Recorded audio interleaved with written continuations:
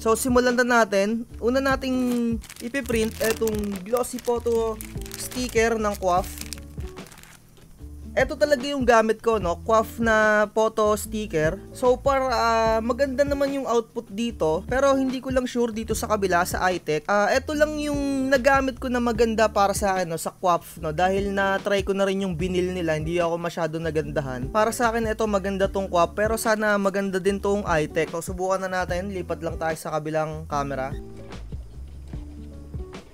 At naisalang na nga natin yung ating photo sticker. At take note din, ito ay A4. So antayin na lang natin siyang lumabas, no? After nyan, pagko-compare natin sila side by side. At sana tumagal din yung dikit netong dalawang to at hindi natin siya lalagyan ng photo top. At titignan din natin kung gaano katagal yung pag-fade niya. Dahil sa mga next video, ipapakita ko sa inyo kung gaano katagal mawala yung dikit niya at kung gaano siya katagal mag-fade.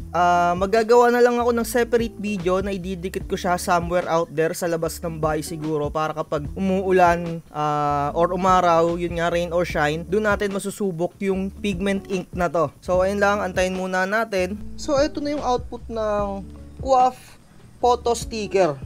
At ayun na nga, natapos na nating ma-print yung QWAF na photo sticker na ginamit natin. Bibigay lang tayo ng quick feedback dahil hindi pa naman to nako-cure yung pigment ink dito sa photo sticker. So napansin ko lang talaga kagad, meron pala talaga silang pinagkaiba. Although dun sa una kong impression dun sa dalawa, akala ko walang pinagkaiba yung iTech at QWAF na photo sticker, no? So napansin natin dito sa QWAF, usually ito talaga yung gamit ko talaga dahil napabili ba ako ng QWAF, napansin ko talagang yung pagkaka-print niya ay smooth na smooth, which is walang pinagkaiba dito sa pinrint natin at ang ganda nung kanyang output. Nakuha niya lahat ng kulay na nakikita natin dito sa screen.